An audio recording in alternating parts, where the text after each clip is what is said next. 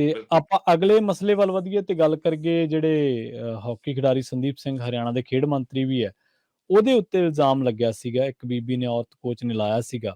ਹੁਣ ਉਸੇ ਮਾਮਲੇ ਦੇ ਵਿੱਚ ਇਹ ਖਬਰ ਨਿਕਲ ਕੇ ਆ ਰਹੀ ਹੈ ਕਿ ਔਰਤ ਕੋਚ ਨੂੰ ਹਰ ਮਹੀਨੇ ਕੌਣ ਦੇਵੇਗਾ 1 ਕਰੋੜ? ਉਹਨੂੰ ਪੇਸ਼ਕਸ਼ ਹੋਈ ਹੈ ਕਿ 1 ਕਰੋੜ ਰੁਪਇਆ ਦੇਵਾਂਗੇ।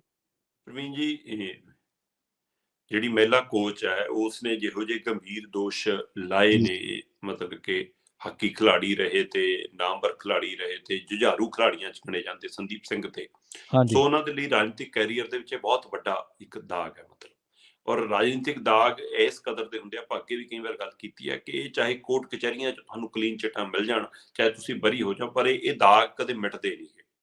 ਜੀ। ਸੋ ਹੁਣ ਇਹ ਰਾਜਨੀਤਿਕ ਦਾਗ ਨੇ ਜਾਂ ਸੱਚਮੁੱਚ ਅਜਿਹੀ ਕਰਤੂਤ ਹੋਈ ਹੈ, ਇਸ ਪਹਿਲੂ ਦੀ ਅਜੇ ਜਾਂਚ ਹੋਣੀ ਹੈ।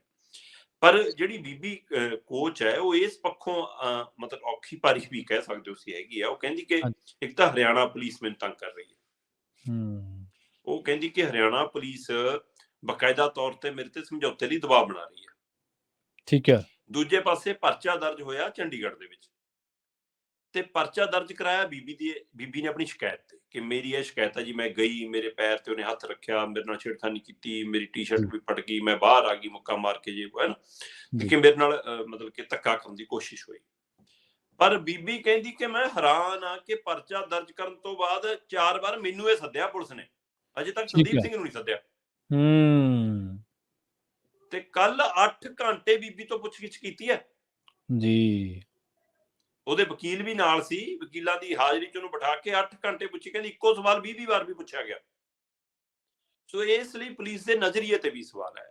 ਇਹਦਾ ਜੀ। ਮਤਲਬ ਇਹ ਨਹੀਂ ਹੈਗਾ ਕਿ ਹਾਂ ਕਿ ਸੰਦੀਪ ਦੋਸ਼ੀ ਕਰਾਰ ਹੋ ਗਿਆ, ਪਰ ਮਤਲਬ ਕਿ ਪੁਲਿਸ ਦਾ ਢੰਗ ਤਰੀਕਾ ਕਿਹੋ ਜਿਹਾ ਹੁੰਦਾ, ਇਸ ਨੂੰ ਲੈ ਕੇ ਇੱਕ ਨਵਾਂ ਪਹਿਲੂ ਖੜਾ ਹੋ ਰਿਹਾ। ਤੇ ਬੀਬੀ ਨੇ ਤਾਂ ਇਹ ਤੋਂ ਅੱਗੇ ਵੱਧ ਕੇ ਦੋਸ਼ ਲਾਏ ਨੇ। ਮੈਂ ਦੋਸ਼ਾਂ ਦੀ ਗੱਲ ਇਸ ਲਈ ਕਰ ਰਿਹਾ ਕਿ ਅਜੇ ਕਿਤੇ ਸਾਬਤ ਨਹੀਂ ਹੋਏ, ਕੋਰਟ ਕਚਹਿਰੀ ਅਜੇ ਉਹਦੇ ਬਿਆਨ ਹੋਣੇ ਨੇ। ਪਰ ਉਹ ਕਹਿੰਦੀ ਕਿ ਜੀ ਮੇਰੇ ਤੇ ਦਬਾਅ ਬਣਾਇਆ ਜਾ ਰਿਹਾ ਕਿ ਤੂੰ ਸਮਝੌਤਾ ਕਰ ਲੈ, ਔਰ ਠੀਕ ਹੈ। ਜਿਹੜੇ ਮੁਲਕ ਜਾਣਾ ਚਾਹੁੰਦੀ ਹੈ ਤੂੰ ਚਲੀ ਜਾ, ਠੀਕ ਹੈ। ਤੂੰ ਭਾਰਤ ਛੱਡ ਦੇ, ਤੇ ਹਰ ਮਹੀਨੇ ਤੇਰੇ ਖਾਤੇ 'ਚ 1 ਕਰੋੜ ਰੁਪਇਆ ਆ ਜਾ ਕਰੂਗਾ। ਜੀ। ਹੁਣ ਇਹ ਫੋਨ ਕਿਹਨੇ ਕੀਤਾ ਬੀਬੀ ਉਹ ਨਾ ਦੱਸੇ, ਉਹ ਫੋਨ ਹੂੰ। ਕਾਲ, ਕਿਉਂਕਿ ਮੈਨੂੰ ਪਤਾ ਲੱਗ ਰਿਹਾ ਕਿ ਉਹਦਾ ਫੋਨ SIT ਨੇ ਰੱਖ ਲਿਆ, ਬੀਬੀ ਦਾ ਜੀ। ਫੋਨ ਵੀ ਸ਼ਾਇਦ SIT ਨੇ ਲੈ ਲਿਆ, ਤਾਂ ਕਿ ਉਹਦੀ ਫੋਨ ਕਾਲਿੰਗ ਵੀ ਜਾਂ ਉਹਦੀ ਚੈਟ ਵੀ ਉਹ ਵੀ ਜਾਂਚੀ ਜਾਵੇ ਕਿ ਕੀ ਇਹ ਸੱਚਮੁੱਚ ਇੱਕ ਪਾਸੜ ਮਾਮਲਾ ਜਾਂ ਜੀ। 2 ਪਾਸੜ ਤਾਂ ਨਹੀਂ, ਜਾਂ ਇਹਦੇ ਪਿੱਛੇ ਜੀ। ਕੋਈ ਹੋਰ ਧਿਰ ਤਾਂ ਨਹੀਂ। ਇਸ ਲਈ ਫੋਨ ਦੀ, ਕਿਉਂਕਿ ਫੋਨ ਅੱਜ ਕੱਲ੍ਹ ਅਜਿਹਾ ਸੂਤਰ ਹੈ ਕਿ ਉਹ ਚੋਂ ਖਾਸਾ ਕੁਛ ਸੱਚ ਨਿਕਲ ਆਉਂਦਾ। ਨਿਕਲ ਆਉਂਦਾ, ਬਿਲਕੁਲ ਸਹੀ। ਸੋ ਚਾਹੇ ਤੁਸੀਂ ਡਿਲੀਟ ਕਰਤਾ ਹੋਵੇ ਚਾਹੇ ਕੁਛ ਕਰਤਾ ਹੋਵੇ, ਉਹ ਰਿਕਵਰ ਹੋ ਜਾਂਦਾ। ਹੂੰ। ਸੋ ਇਸ ਲਈ ਹੁਣ ਇਹ ਮਹਿਲਾ ਕੋਚ ਨੂੰ ਕੌਣ ਦੇ ਰਿਹਾ 1 ਕਰੋੜ ਦੀ ਆਫਰ, ਇਹ ਆਪਣੇ ਆਪ 'ਚ ਵੱਡਾ ਸਵਾਲ ਹੈ ਕਿ ਕੀ ਉਹ ਰਾਜਨੀਤਿਕ ਧਿਰ ਹੈ, ਕੀ ਉਹ ਹੂੰ। ਕੋਈ ਪ੍ਰਸ਼ਾਸਨਿਕ ਧਿਰ ਹੈ, ਕੀ ਕੋਈ ਉਹ ਖਿਡਾਰੀ ਵਾਲੇ ਪਾਸਿਓਂ ਕੋਈ ਸਮਝੌਤੇ ਕਰਾਉਣ ਨੂੰ ਫਿਰਦਾ ਹੈ, ਕੀ ਸੰਦੀਪ ਸਿੰਘ ਨੇ ਫੋਨ ਕੀਤਾ, ਕਿਹਨੇ ਕੀਤਾ, ਇਹ ਪੱਖ ਜੇ ਆਉਣੇ ਸਾਹਮਣੇ ਬਾਕੀ ਨੇ। ਜੀ। ਪਰ ਪਤਾ ਲੱਗ ਰਿਹਾ ਕਿ ਸੰਦੀਪ ਸਿੰਘ ਨੂੰ ਖੱਟਰ ਸਰਕਾਰ ਨੇ, ਜਾਂ ਖੁਦ ਕਹਿੰਦੇ ਮਨੋਹਰ ਖੱਟਰ ਦੇ ਦਫ਼ਤਰ ਦੇ ਹਵਾਲੇ ਨਾਲ ਸੁਨੇਹਾ ਲੱਗਿਆ ਸੀ ਕਿ ਭਾਈ ਤੇਰੇ ਤੇ ਦੋਸ਼ ਲੱਗੇ, ਤੂੰ ਖੇਡ ਵਿਭਾਗ ਛੱਡ ਦੇ। ਠੀਕ ਹੈ। ਤੇ ਪਰ ਆਪਾਂ ਉਮੀਦ ਤਾਂ ਇਹ ਕਰਦੇ ਹੁੰਦੇ ਆ ਪ੍ਰਵੀਨ ਜੀ ਕਿ ਜਦੋਂ ਅਜਿਹੇ ਮਾਮਲੇ 'ਚ ਤੁਹਾਡੇ ਤੇ ਦੋਸ਼ ਲੱਗਣ, ਤੁਸੀਂ ਮੰਤਰਾਲੇ ਨੂੰ ਲੱਤ ਮਾਰ ਦਿਓ ਹਾਂਜੀ, ਹਾਂਜੀ, ਬਿਲਕੁਲ। ਕਿ ਭਾਈ ਮੈਂ ਦੁਬਾਰਾ ਬਣੂੰਗਾ ਮੰਤਰੀ ਜਦੋਂ ਮੈਂ ਬਹਾਲ ਹੋ ਗਿਆ, ਜਦੋਂ ਮੈਂ ਇਸ ਦੋਸ਼ਾਂ 'ਚੋਂ ਬਰੀ ਹੋ ਗਿਆ। ਸੋ ਹੂੰ। ਉਹਦੇ ਨਾਲ ਬੰਦੇ ਦਾ ਕੱਦ ਵੱਡਾ ਹੁੰਦਾ ਮੇਰਾ ਖਿਆਲ। ਪਰ ਹੂੰ। ਸੰਦੀਪ ਸਿੰਘ ਨੇ ਮੰਤਰਾਲਾ ਤਾਂ ਮੰਤਰਾਲਾ, ਵਿਭਾਗ ਵੀ ਛੱਡਣਾ ਨਹੀਂ ਮੰਨਿਆ ਸੀ ਕਹਿੰਦੇ। ਤੇ ਫਿਰ ਉਹ ਜੀ। ਤੋਂ ਬਾਅਦ ਕਹਿੰਦੇ ਕਿ ਜਦੋਂ ਪਰਚਾ ਦਰਜ ਹੋ ਗਿਆ ਚੰਡੀਗੜ੍ਹ ਦੇ ਵਿੱਚ, ਫਿਰ ਉਸ ਤੋਂ ਬਾਅਦ ਉਹਨਾਂ ਨੇ ਖੇਡ ਵਿਭਾਗ ਤਾਂ ਛੱਡਤਾ, ਪਰ ਅਜੇ ਮੰਤਰਾਲਾ ਨਹੀਂ ਛੱਡਿਆ। ਠੀਕ ਹੈ। ਪਰ 5 ਦਿਨਾਂ ਬਾਅਦ ਮਨੋਹਰ ਲਾਲ ਖੱਟਰ ਬੋਲੇ ਨੇ। ਹੁਣ 5 ਅੱਛਾ। ਦਿਨਾਂ ਬਾਅਦ ਮਨੋਹਰ ਲਾਲ ਖੱਟਰ ਨੇ ਕਿਹਾ ਕਿ ਕੇਵਲ ਦੋਸ਼ ਲਾਉਣ ਨਾਲ ਕੋਈ ਦੋਸ਼ੀ ਨਹੀਂ ਹੋ ਜਾਂਦਾ। ਠੀਕ ਹੈ। ਸੋ ਕਹਿੰਦੇ ਕਿ ਜਾਂਚ ਕਰਾਂਗੇ। ਹੂੰ। ਸਾਡੀ ਹਰਿਆਣਾ ਪੁਲਿਸ ਆਪਣੇ ਪੱਧਰ ਤੇ ਜਾਂਚ ਕਰ ਰਹੀ ਹੈ, ਉਹ ਰਿਪੋਰਟ ਸੌਂਪੇਗੀ। ਚੰਡੀਗੜ੍ਹ ਦੇ ਵਿੱਚ ਮਾਮਲਾ ਦਰਜ ਹੈ, ਚੰਡੀਗੜ੍ਹ ਪੁਲਿਸ ਆਪਣੇ ਪੱਧਰ ਤੇ ਸਾਰੇ ਮਾਮਲੇ ਨੂੰ ਵਾਚੇਗੀ। ਸੋ ਕੋਰਟ ਠੀਕ ਹੈ। ਕਚਹਿਰੀ ਤੱਕ ਮਾਮਲਾ ਜਾਏਗਾ। ਇਸ ਲਈ ਫੈਸਲਾ ਆਏਗਾ, ਰਿਪੋਰਟ ਆਏਗੀ, ਉਹਦੇ ਆਧਾਰ ਤੇ ਗੱਲ ਕਰਾਂਗੇ।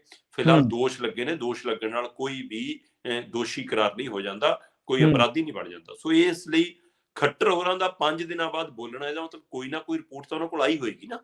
ਜੀ। ਚਾਹੇ ਇੰਟੈਲੀਜੈਂਸ ਨੇ ਉਹਨਾਂ ਨੂੰ ਕੋਈ ਹਵਾਲਾ ਦਿੱਤਾ, ਚਾਹੇ ਚੰਡੀਗੜ੍ਹ ਪੁਲਿਸ ਤੋਂ ਉਹਨਾਂ ਨੇ ਕੋਈ ਜਾਣਕਾਰੀ ਹਾਸਲ ਕੀਤੀ, ਚਾਹੇ ਉਹਨਾਂ ਦੇ ਆਪਣੇ ਵਿਭਾਗੀ ਪੱਧਰ ਤੇ ਕੋਈ ਜਾਂਚ ਹੋਈ, ਚਾਹੇ ਉਹਨਾਂ ਦੇ ਖੇਡ ਵਿਭਾਗ ਤੋਂ ਉਹਨਾਂ ਨੇ ਪਤਾ ਕਰਾਇਆ, ਜਾਂ ਉਹਨਾਂ ਦੇ ਵੱਖਰੋ ਵੱਖਰ ਆਪਣੇ ਸੂਤਰ ਕਿਹੜੇ ਨੇ। ਸੋ ਜੇਕਰ ਮੁੱਖ ਮੰਤਰੀ 4-5 ਦਿਨਾਂ ਬਾਅਦ ਬੋਲ ਰਹੇ ਨੇ ਤਾਂ ਉਹ ਬੜੀ ਗੰਭੀਰਤਾ ਨਾਲ ਮੰਨਿਆ ਜਾਊਗਾ ਬੋਲਣਾ। ਸੋ ਜੀ। ਜੇਕਰ ਹੁਣ ਸੰਦੀਪ ਸਿੰਘ ਦੇ ਹੱਕ 'ਚ ਬੋਲੇ ਨੇ, ਇੱਕ ਤਰ੍ਹਾਂ ਨਾਲ ਇਹਨੂੰ ਹੱਕ 'ਚ ਬੋਲਣਾ ਮੰਨਿਆ ਜਾਏਗਾ ਕਿ ਸੰਦੀਪ ਸਿੰਘ ਇਹਦਾ ਮਤਲਬ ਬਚਿਆ ਰਹੇਗਾ ਉਹਨਾਂ ਦਾ ਮੰਤਰਾਲਾ ਵੀ, ਰਾਜਨੀਤਿਕ ਕੈਰੀਅਰ ਵੀ, ਹਾਂਜੀ। ਜਾਂ ਜਿਹੜਾ ਇਹ ਚਰਚਾ ਸੀ ਕਿ ਭਾਈ ਉਹਨਾਂ ਦਾ ਮੰਤਰਾਲਾ ਬਦਲਣਾ ਤੈਅ ਆ, ਕੁਝ ਮੰਤਰੀਆਂ ਦੀ ਛੁੱਟੀ ਹੋਣੀ ਆ, ਉਹ 'ਚ ਇਹ ਵੀ ਜਾ ਸਕਦੇ ਨੇ। ਹੁਣ ਇਸ ਪਹਿਲੂ ਨੂੰ ਲੈ ਕੇ ਸ਼ਾਇਦ ਉਹਨਾਂ ਨੂੰ ਹੋਰ ਤਰ੍ਹਾਂ, ਇੱਕ ਤਾਂ ਲੱਗਦਾ ਸੀ ਕਿ ਸ਼ਾਇਦ ਹਟਾਈ ਦੇਣ, ਹੁਣ ਇਹ ਵੀ ਲੱਗਦਾ ਕਿ ਸ਼ਾਇਦ ਉਹਨਾਂ ਨੂੰ ਹਟਾਉਣ ਦੇ ਨਾਲ ਸਰਕਾਰ ਦੀ ਬਦਨਾਮੀ ਨਾ ਹੋ ਜਾਵੇ, ਇਸ ਹੂੰ। ਲਈ ਸਰਕਾਰ ਆਪੇ ਚਾਹਵੇ ਕਿ ਨਾ ਇਹਨੂੰ ਨਾ ਹਟਾਇਓ ਹੁਣ। ਤੇ ਦੂਸਰੇ ਪਾਸੇ ਜਾਂਚ ਰਿਪੋਰਟ ਕੀ ਆਉਂਦੀ ਹੈ, ਇਹ ਦੇਖਣ ਵਾਲੀ ਗੱਲ ਹੋਏਗੀ। ਅਦਾਲਤ 'ਚ ਪੱਖ ਕੌਣ ਕੀ ਰੱਖਦਾ ਹੈ ਤੇ ਕਿਹਦੇ ਕੀ ਬਿਆਨ ਦਰਜ ਹੁੰਦੇ ਨੇ, ਉਸ ਦੇ ਵਿੱਚ ਲੰਮਾ ਸਮਾਂ ਵੀ ਲੱਗ ਸਕਦਾ ਹੈ। ਫਿਲਹਾਲ ਸੰਦੀਪ ਸਿੰਘ ਦਾ ਰਾਜਨੀਤਿਕ ਕੈਰੀਅਰ ਤੇ ਸਵਾਲੀਆ ਚਿੰਨ੍ਹ ਜ਼ਰੂਰ ਲੱਗਿਆ, ਪਰ ਖੱਟਰ ਹੋਰਾਂ ਦਾ ਜਿਵੇਂ ਨੂੰ ਥਾਪੜਾ ਮਿਲਿਆ, ਉਹਦੇ ਨਾਲ ਉਹਨਾਂ ਨੂੰ ਥੋੜਾ ਜਿਹਾ ਰਾਹਤ ਜ਼ਰੂਰ ਮਹਿਸੂਸ